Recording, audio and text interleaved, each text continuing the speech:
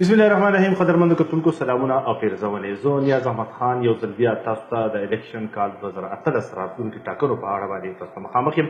موږ چې دنو دغه لړۍ شروع کړې ده چې دلته کې کوم امیدواران په مقابله کې دي د هغې سره ستاسو یو څو منټه خبرې کوو چې هغې خپل پوینټ اف ویو چې دنو تاسو ته مخامخ کړي د هغې هغه پروژې سوچونه تاسو وینئ. نن چې دنو ما سره د سوات یو ډېر زه چې تجربه کار او د دې علاقې سره چې دنو تعلق لري د مینګورې محمد امین هغې چې دنو موجود دی. د هغې هغه سره زموږ هغه خوله عادت شوې ده چې محمد امین ام بي اے ورته موږ وایو. بهرحال سابقه ام بي اے دی. کال 2002 کې چې دی نو ام ام اے نه دوی چې دی نو انتخاب چې دی نو کړی او 15 کاله چې دی نو د مینګورې خدمت کړی او تاسو ته مخامخ دي. هغې باندې به تاسو تبصره کوئ. نن چې دی نو دوی سره به خبرې اترې کوو چې راتلونکي ټاکنو کې یا انتخاباتو کې دوی په کم امید او دوی چې کوم پروژې دي کوم باندې راغلي په هغې به خبرې اترې کوو. امین صاحب تاسو ته هرکلی وایي، بخیر راغلی. مننه تاسو په دې ټپ ټایم کې وخت راکړو چې تاسو یو منټ یو علامه چې د ناقیمتي ده. لومبی بغیر څه تمهیده به دا وایم چې راتلونکي ټاکنو کې تاسو په کم د سپینګوري خلکو ته مخامخ کېږئ، د هغې دپاره لویه پروژه یا څه هغوی ته سره تاسو لوظ کوئ چې د ګټې په صورت کې به هغه تاسو کوئ. بسم الله الرحمن الرحیم. نیاز خان صاحب ډېره شکریه. مسله دا ده چې د مینګوري ښار چې د ملکان ډیویژن هم هیډ کوارټر دی او د ضلع سوات هم هیډ کوارټر دی. 2002-2007 پورې په دې ښار کې ما ډېر لوی لوی منصوبې شروع کړې وې د عوامو د فلاح و بهبود او د عوامو د ترقۍ. هغې کې د میډیکل سټوډنټس لپاره 1200 بیډډ ټیچنګ هاسپټل، کینسر هاسپټل، ورسره چې دی نو د تعلیم په مد کې سکولونه، کالجونه، بای پاس روډ، د سوی ګیس په مد کې 25,000 د سوی ګیس میټرې او داسې مینګوري سټي د بیوټیفیکیشن لپاره د سټي ټول روډونه د هغې دوباره تعمیر کول، دارالکفاله په هسپتالونو کې عوامي سرای او مختلف داسې منصوبې وې چې د هغې په وجه باندې تعلیم او صحت ته ترقي میلاوېدله او د عوامو بنیادي مسایل حل کېدل. خو بیا چونکې 2008 کې زمونږ بایکاټ وشو څه وجوهاتو د وجې نه او بیا 2013 کې یو داسې حکومت راغی چې د هغې د لاسه هم په دې هغه د ترقۍ چې کوم مونږ یو سلسله روانه کړې وه هغه رکاو شوه. هغې نه پس بیا یو بل حکومت راغی چې هغې ځوانانو ته ډېر شنه شنه باغونه وښودل او هغې ځوانانو ته امید ورکو او ځوانان یې نو کې جذبه پیدا کړه. ځوانانو د خپلو صلاحیتونو مظاهره وکړه، د خپلو جذبو او عزایمو مظاهره یې وکړه او هغه لیډر ته یې کامیابي ورکړه په دې صوبه خیبر پښتونخوا کې په باري اکثریت سره. لیکن زه چې محسوس وم نو دا 10 کاله وشو 2 ټینورس چې په هغې کې زمونږ د دې ستر ښار مسلې اضافه په هغې کې وشوه، کمی پکې نه دی راغلی. مثلا کوم هسپتال چې ما د ټیچنګ هسپتال څنګه بنیاد ایښی هغه هسپتال تر دې وخته پورې پرانسته ونه شوه. دغه رنګې چې کوم زمونږ دلته کې په دې وخت کې سنګین ترینه مسله ده هغه د مینګورې ښار عوام دي چې سوات د غرب سیند په غاړه باندې اوسي لیکن هغه د اوبو نه محرومه دي. نو زمونږ دا یو ډېره لویه مسله ده چې دې عوامو ته پاکې اوبه میلاو شي، صفا سوتره اوبه میلاو شي او په وافر مقدار کې دې خلکو ته دا بنیادي مسله ده دې خلکو حل شي. د صحت مسله د خلکو حل شي.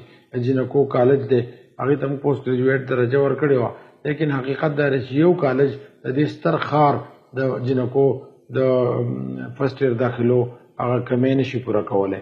دغه رنګې زمونږ جهانزیب کالج دی چې دا یو تاریخي ورثه وه زمونږ والي سوات جوړ کړی و او ډېر یو زبردست اداره وه لیکن افسوس خبره دا ده چې تېر شوي ګورمنټ د ریکنسټرکشن په نوم باندې هغه وران کو او ډیمالیش کو او هغه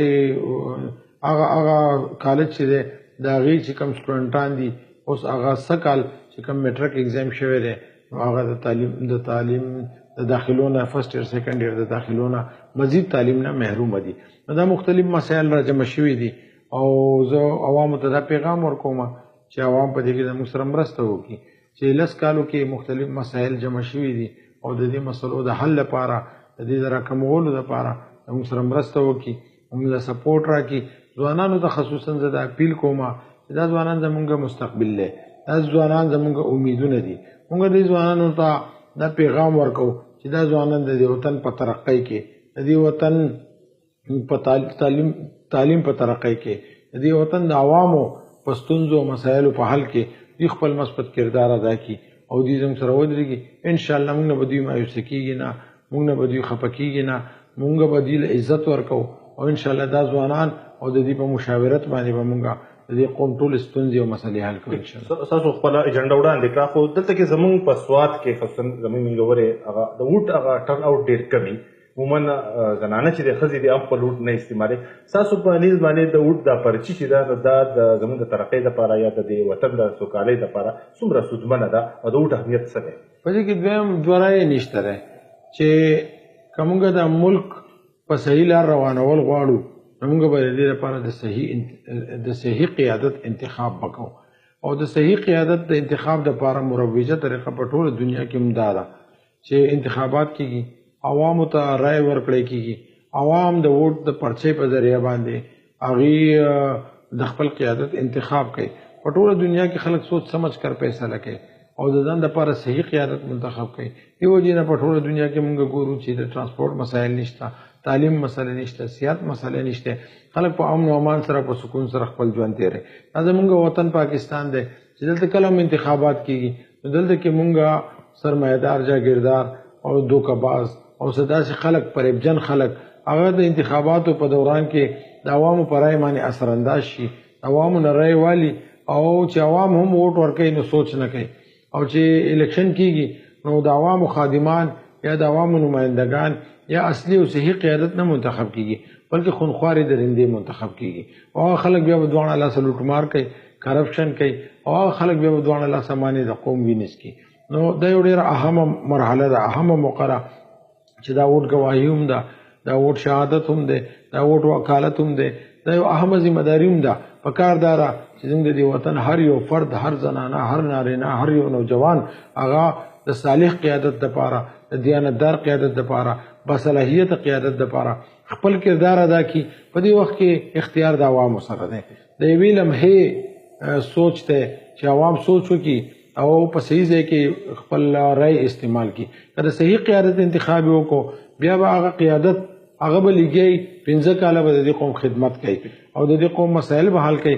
که د غلط قیادت انتخاب یې وکړو 15 کاله به عوام جاړي، فریاد به کوي، مسایل به او چې کوم خلک منتخب شي هغه مزې کوي، عیشونه به دقیقه راځم. اوس د منګورې خلک تاسو اوري یا ګوري کوم چې تاسو ووټران دي ای تاسو په دغه تناظر کې میسج ورکوي، څه پیغام ورکوي؟ تاسو چې کوم ایجنډا راوړې ده په دغه حواله باندې څه زه دا وایم چې دا د منګورې ښار ستر ښار دی، مهذبه خلک دی، تعلیم یافته خلک دی، سلیقه من خلک دی.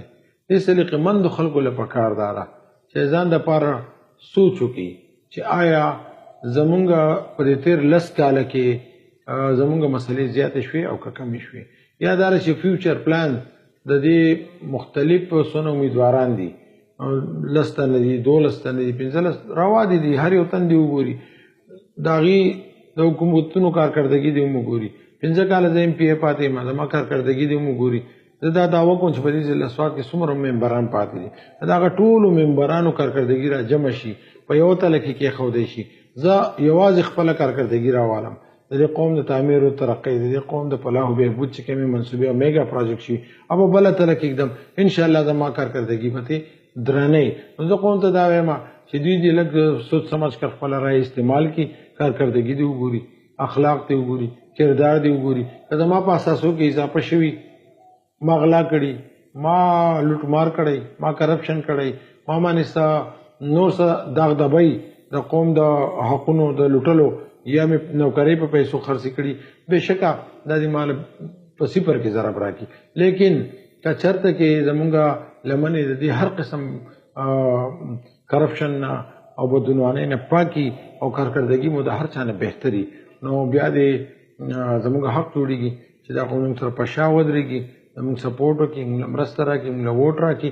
انشاءالله زما دا وعده ده چې دا د ملاکنډ ډویژن ستر ښار د دې کې به موږ د ترقۍ دا رکاو شوي پهیه یو ځلې بیا روانو او انشاءالله دا سوات به یو مهذبه سوات جوړېږي، تعلیم یافته سوات به جوړېږي، ترقي یافته سوات به جوړېږي او دلته کې به موږ پاکې اوبه ورکوو، هسپتالونه به جوړو، سکولونه به جوړو، کالجونو له به تعلیم له به ترقي ورکوو انشاءالله تعالی.